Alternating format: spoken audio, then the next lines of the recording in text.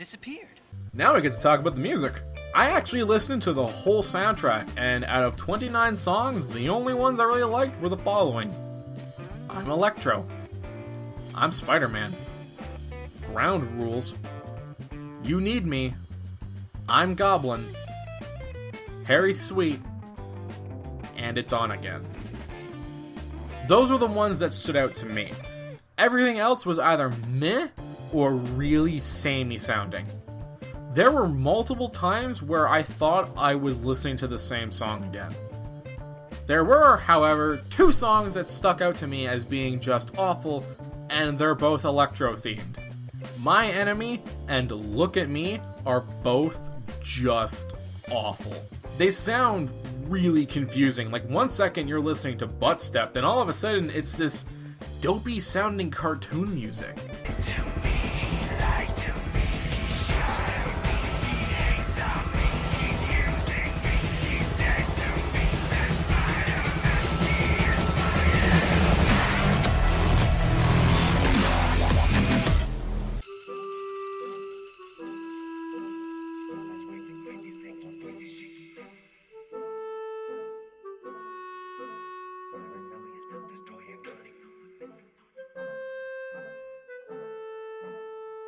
And they use this dopey sounding theme all the time, and in really awkward or inappropriate places.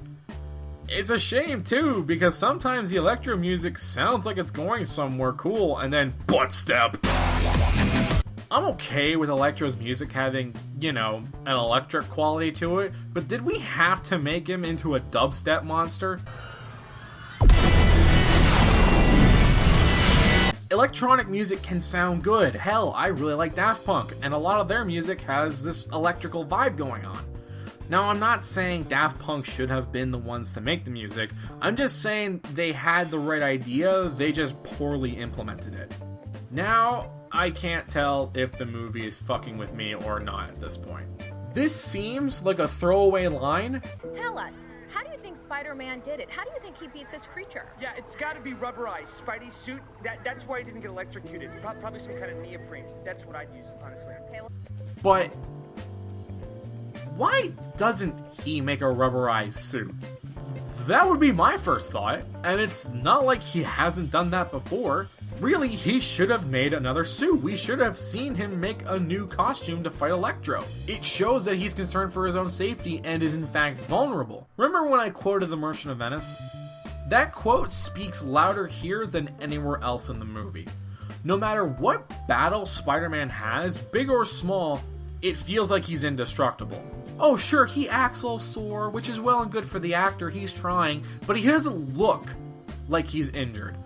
No burn marks, no scorching, nothing. He looks fine. Without any physical identifiers of his battle, it just looks like he got back from the gym and pulled a muscle. Oh, so now you give a fuck about your parents' mysterious death. Okay, going back to the music, this song feels... I don't know. It feels out of place. When enemies are at your door, I'll carry you away from more if you need help. If you need help. It stands out. In a bad way. You know, the way they introduce this song bugs me. Peter is listening to this song on his, I don't know, his phone or his iPad or his iPod or something. Meaning that this song is a song that he listens to, and then it transitions into him making some attempt to understand what happened to his parents, with the song playing over top of the scene. Wouldn't it have made more sense if they used a Ramones song? That's one of the things I noticed the first time I watched this movie. Peter has a Ramones vinyl on his wall, which makes sense. The Ramones actually did a cover of the Spider-Man theme. I don't know which Ramones song you would use, but I think anything would be better than Phillips, whoever the fuck that is. So Harry's dying, which is kind of funny.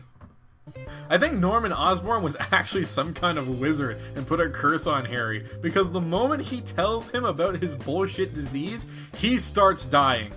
He has this thing on his neck, he looks like shit throughout the movie, and none of this makes any sense. Based on the information given to us in the movie, Harry should be fine. Norman Osborn was 63 when he died, and at that point, yeah, he was looking pretty rough. But hell, you see Norman when he's working with Peter's dad, which had to be roughly before Peter's dad took off into the night, and he looks fine. He's using a cane, but other than that, he looks to be in okay shape. Why is Harry getting super sick at such an early age? Based on what we've seen, Harry should be slowly getting worse over a course of years. Let's step away from Harry's diminishing health to talk about Peter's diminishing intelligence. Since Peter is immune to all electrical shocks, he's focused on getting his web shooters to withstand hundreds upon thousands of volts of electricity. Which is fine, he should fiddle around with his web shooters to make sure they function if he has to fight Electro again. What's not fine is Peter Parker, science whiz kid Peter Parker, not knowing how electricity works. Today we're going to be talking about electricity! Batteries, insulators, electromagnetic currents. Batteries can withstand a lot of incoming charges. The more powerful the battery, the bigger the charge it can withstand. Really? This should have been a no-brainer for Peter. I think people often forget just how smart Spider-Man really is.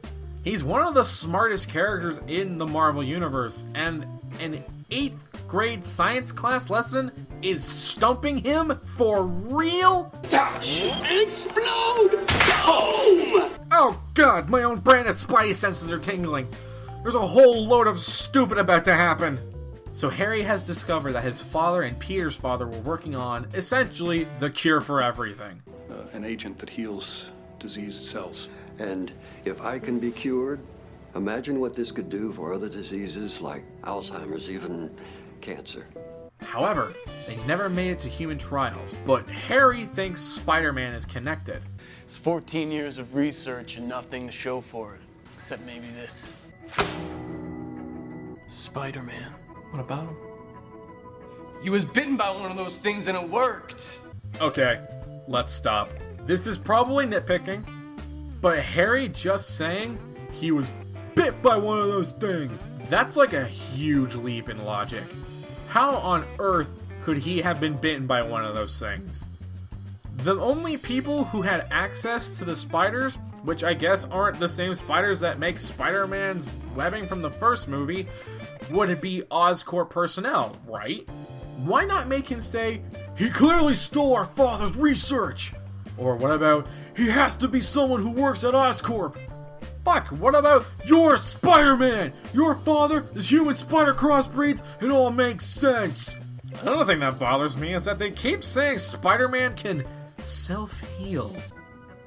I don't know how, and I don't know why, but he can do everything else a spider can, including self-heal. I mean, yeah, he can heal pretty fast, but to quote a gentleman who goes by the name of Extra Large, how effective it is depends on the writer, but he does heal faster, air quotes, than normal. Couldn't have said it better myself. But Harry insists that he has to have Spider-Man's blood. I need his blood. You need Spider-Man's blood. It'll save my life. It may not, Harry. It may not. That's a valid point. You saw what happened to Kurt Connors, right? Also a good point. Connors was weak. This is me, Peter. I don't think that has anything to do with strength. That's more of a, it's gonna mutate the fuck out of you, bruh. Also, are you seriously one to talk? You look like you're about to fall over. Christ, a soft breeze could kick your ass. You could just sensitively tell me where he is, and I will go ask him myself. What? You took his picture. So? You know him. That is the stupidest fucking thing I have heard in a long time. I can't even imagine the mental gymnastics you have to pull in order to come up with that idea. And funny enough, Peter agrees. Harry, I took a picture from a long way away. I used a long lens. I don't know him. And while this is going on, we have another level of just, what? To deal with. While this conversation is going on, Gwen Stacy is playing detective trying to solve the mystery of Max Dillon. Might I ask why? When she watches Spider-Man fight Electro, she overhears Spider-Man say his name. Suits and masks! You and me. A very common name. Like the most generic common name ever. And that leads her to believe that this random guy she met at work turned into this fucking guy. Maybe if he had said something along the lines of, "I don't want to go back to Oscorp," or even, "Oscorp did this to me," then I can see how she would make the connection. You're in trouble. Who's that guy? There was an accident in the genomics lab and they're covering it up. How do you know that there was an accident in the genomics lab? We never saw that. All we saw was you Google searching Max Dillon. Actually, now that I think about it, what is your job? What do you do around here, Miss Stacy? I know she used to be Dr. Connor's lab assistant, but Dr. Connors is in prison now, so what does she do now? It looks like she has a desk job of some kind. I'm honestly surprised she decided to keep working around here. Gwen has some real balls of steel. He was an electrical engineer in the building, and he loved Spider-Man, by the way. He was like a fanatic. How do you know that he was a Spider-Man fanatic? You had one interaction with him. Where are you getting this information, Miss Stacy? No one saw that? No one saw that scrawny kid fucking shoot a web out of his wrist? Nobody? Peter's in Oscorp. That place has to be loaded with cameras, and it is, based off the security room we see. And it doesn't stop there. Like, he is blatantly getting in these guys' way. And he's not even, like, fucking hiding it. He might as well punch these guys the fuck out. The next thing that should happen is 5 more of these goons show up and snag Peter Parker and toss him out of the building for intentionally assaulting 4 men. Hell, I'd say the cops would get involved, but knowing Oscorp, they might just take Peter out back and beat his head in with a golf club.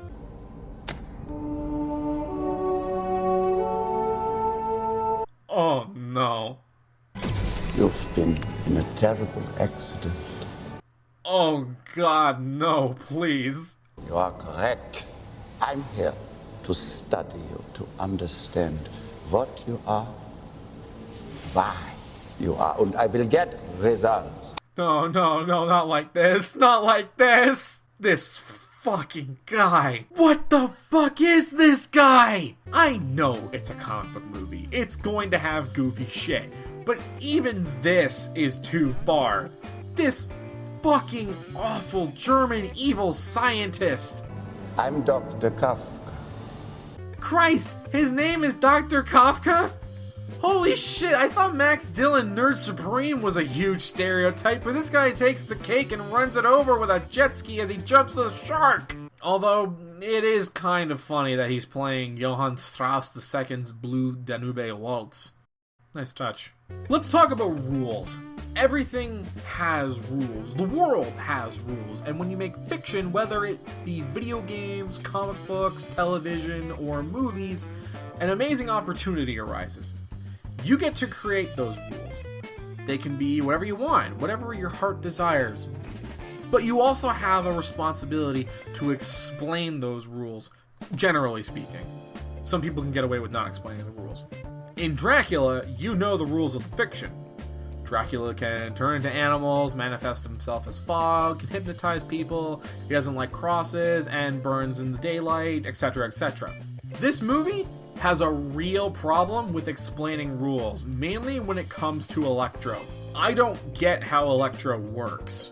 They sort of start explaining it by showing us that he can manipulate metal objects, that he can fly, shoot lightning, and that he doesn't like water.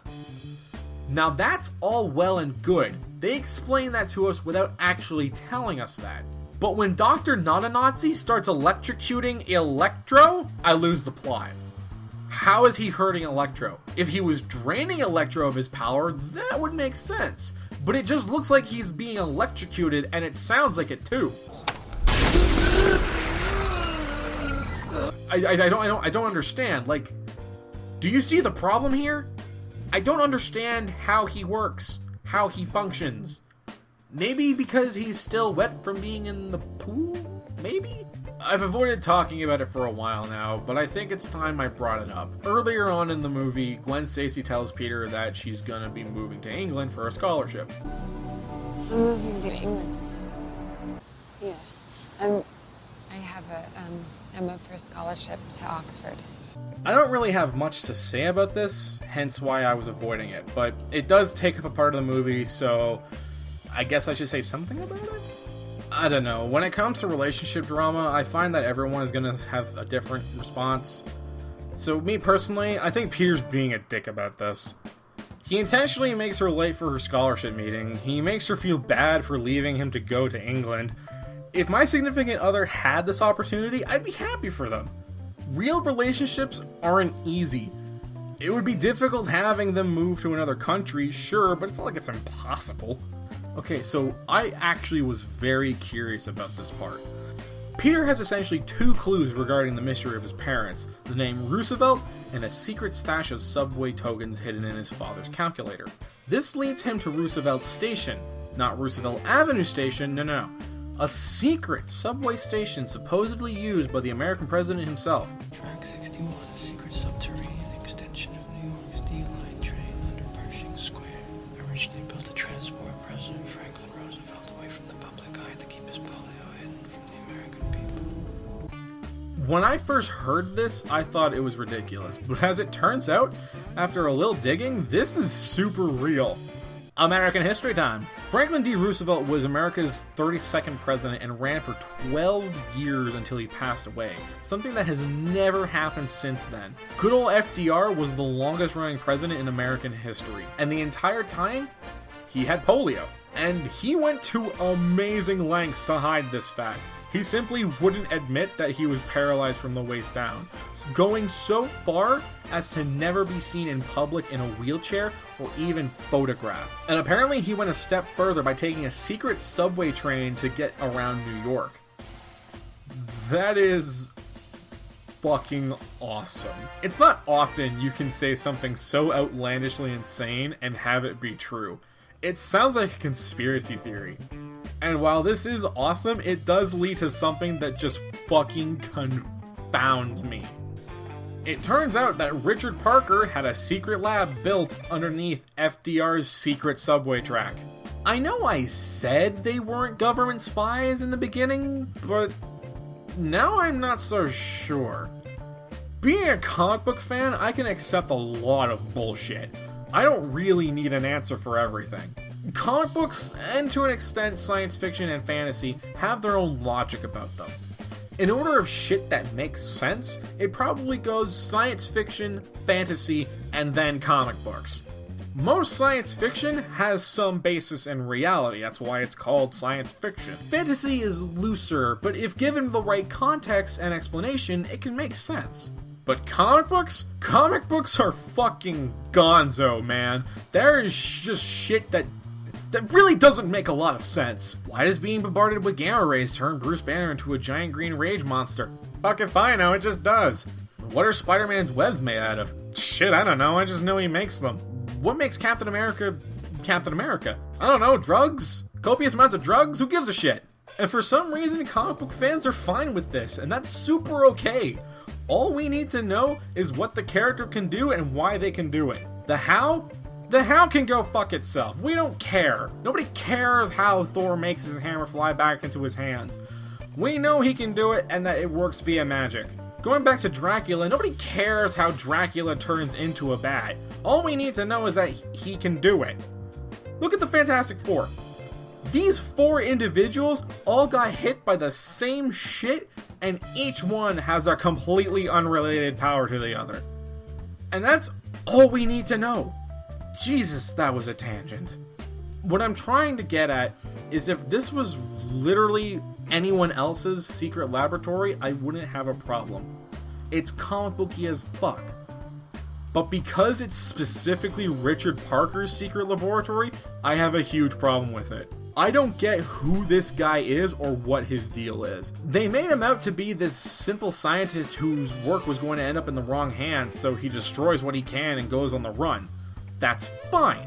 But then they add all this shady cloak and dagger spy novella shit. And then they really fuck up. I'm really tired of making characters bigger than they actually are. I don't like that the Flash, and to an extent all other super speeders in the DC universe, are all bound by the Speed Force. It's not enough that he's the fastest man alive. No, We have to make him more important in the grand scheme of things. He has to have something that tips the scales of fate. So Richard Parker's DNA is what was the basis for the spiders that Oscorp made. The very same one that bit Peter, so it was fate that Peter Parker was turned into Spider-Man. No one else could have ended up becoming Spider-Man. The human DNA that I implanted in the spiders was my own.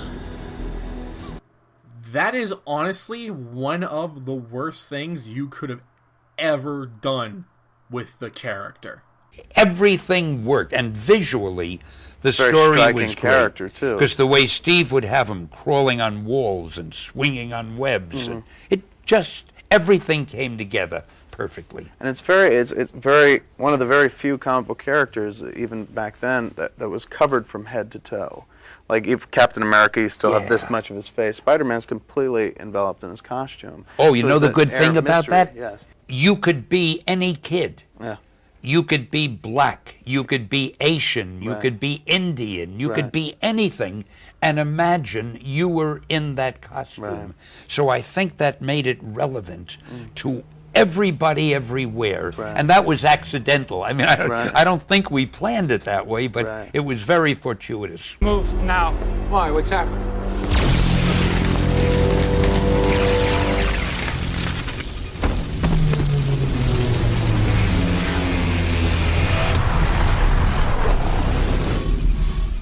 Remember me.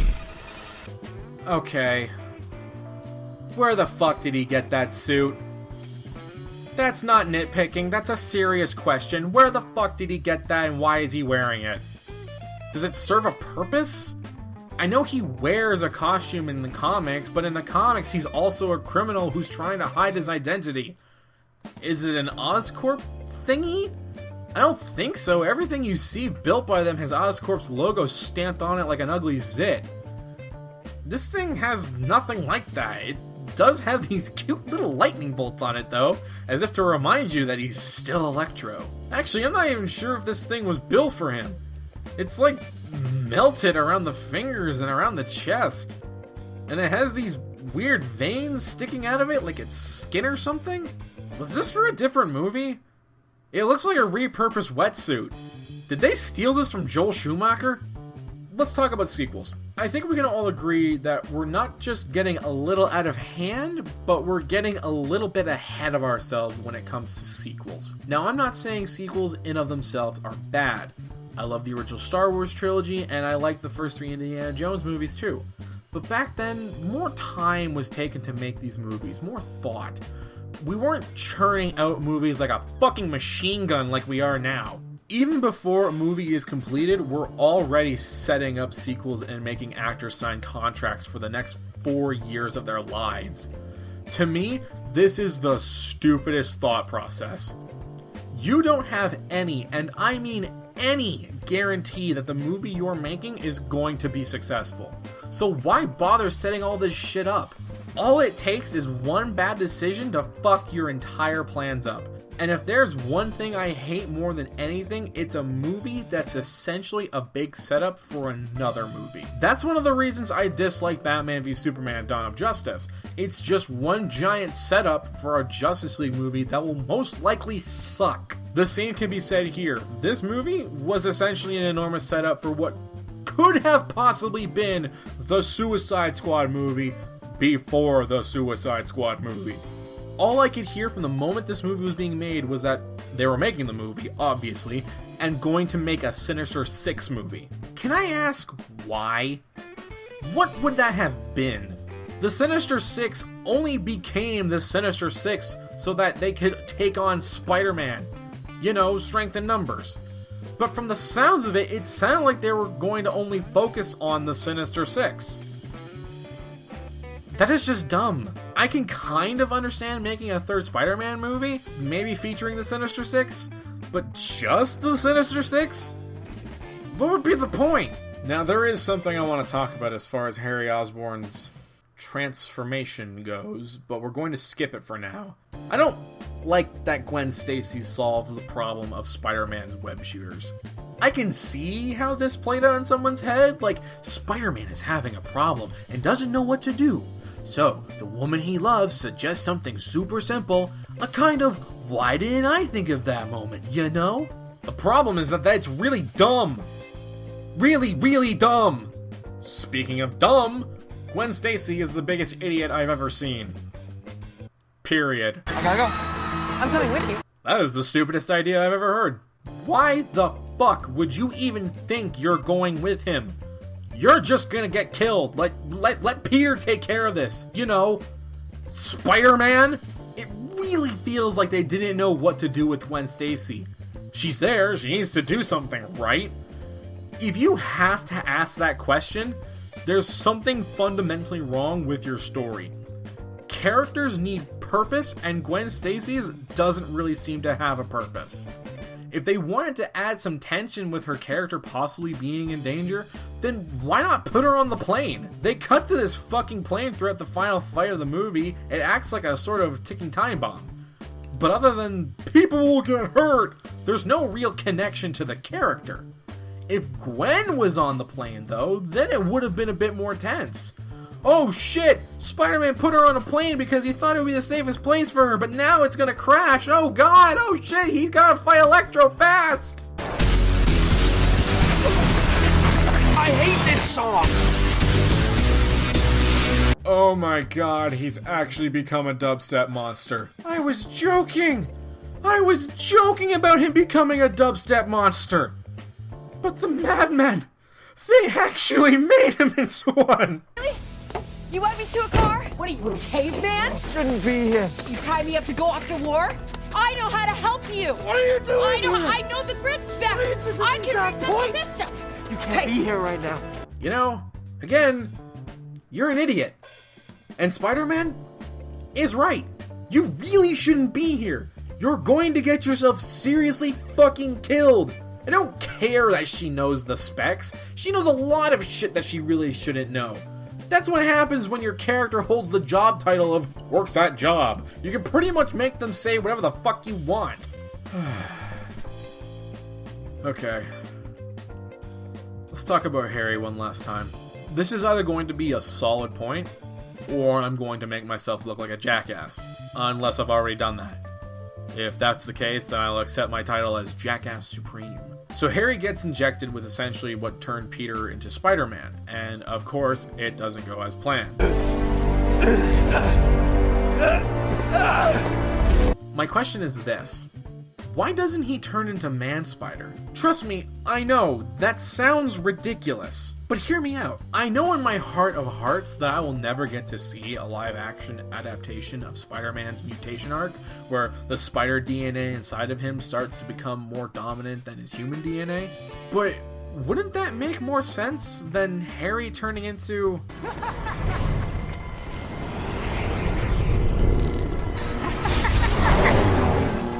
Yeah. I mean, they say that the spiders were part of the cross-species project that Dr. Connors were working on.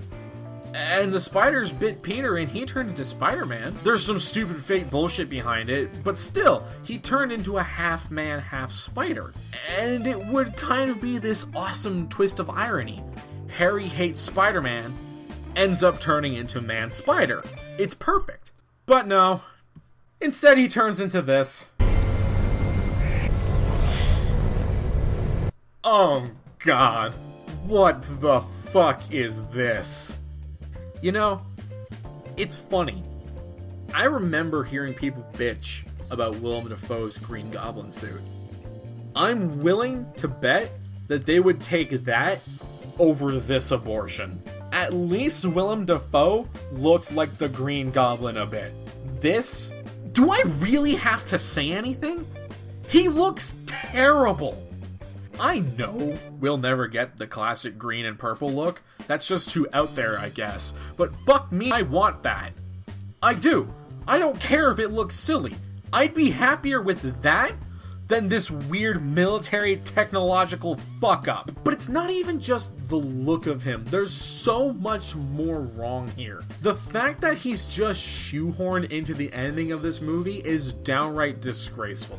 The Green Goblin is one of Spider-Man's most iconic villains. He's pretty much up there with Dr. Octopus and Venom. You can't think of Spider-Man without thinking about the Green Goblin. It's almost reflexive. And here he is, looking like Beavis from Beavis and Butthead, wearing some shitty generic sci-fi Halo armor and treated like a throwaway villain you see at the beginning of a movie. Not just that though. They weren't content with just fucking that up. They also wasted one of the best storylines, one that had a huge impact on Spider-Man fans around the world when it happened. The death of Gwen Stacy.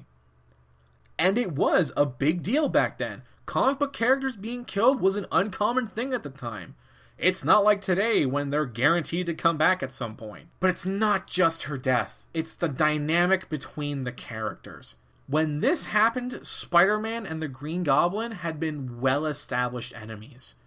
Here, there's nothing. There's no connection.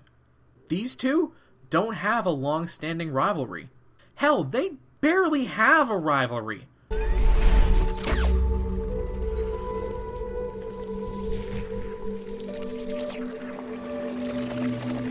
Oh my god, they made the web look like a hand? Seriously? What is this, baby's first symbolism? I rolled my eyes at this visual then, and I'm rolling my eyes at it now. You know what would have been interesting? If she fell earlier and Peter webbed her to save her from falling. Then he fought Harry. Peter thinks he's won and saved the day like he usually does, and then goes to grab Gwen. As he's pulling her up, he makes some kind of retort or remark, maybe something about going to England. And then he goes silent, realizing she's dead. That would have been more impactful. It still wouldn't have been great, but it might have added something to the movie, some emotional weight.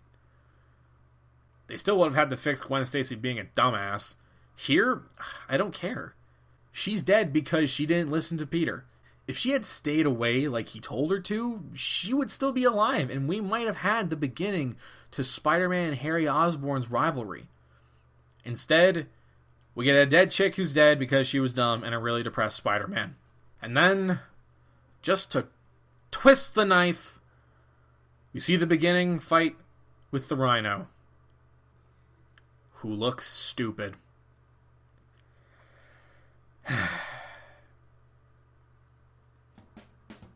Really seems that Spider-Man as a film franchise really can't seem to catch a break.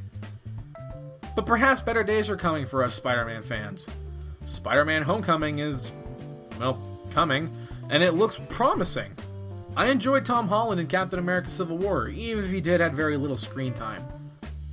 Well, that about wraps things up. I want to thank you all, whoever's out there listening to me ramble like a madman.